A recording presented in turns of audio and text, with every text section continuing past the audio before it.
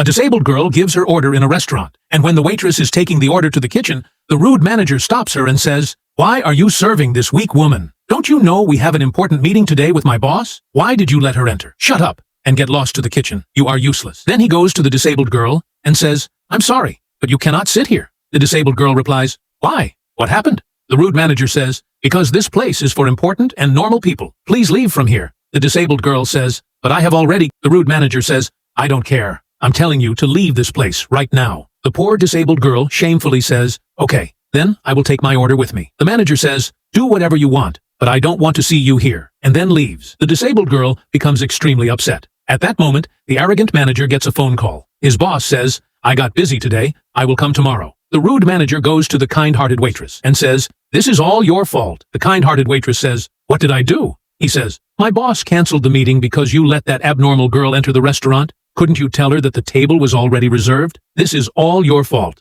Now get out of here and never do this again, or I won't hesitate to fire you." A few days later, that same disabled girl comes to the restaurant again. The kind-hearted waitress welcomes her nicely and says, "I'm sorry, I can't attend to you because this place is already reserved, and this is the manager's order." The poor disabled girl says, "No, this can't be true, but I came here for those tasty snacks. All right, I'll go back." The waitress says, "I can serve you in another area if you want." The disabled girl says, "Okay, thank you so much." As she takes her to the other area, the manager arrives and says, "You came here again? I told you this restaurant is for normal people, not for you." The poor disabled girl says, "Why are you always rude to me?" The rude manager replies, "Because you don't understand anything. Yesterday you made me miss my meeting, and today you'll do the same." At that moment, the kind-hearted waitress brings the food. The rude manager says, "Didn't you stop her from entering again?" Suddenly the disabled girl stands up and says to the manager, "Meet the owner and shareholder of this restaurant. Actually, I wanted to test you. That's why I acted like a disabled person." The rude and arrogant manager's eyes widen in shock. The woman bursts out and says, "Shut up.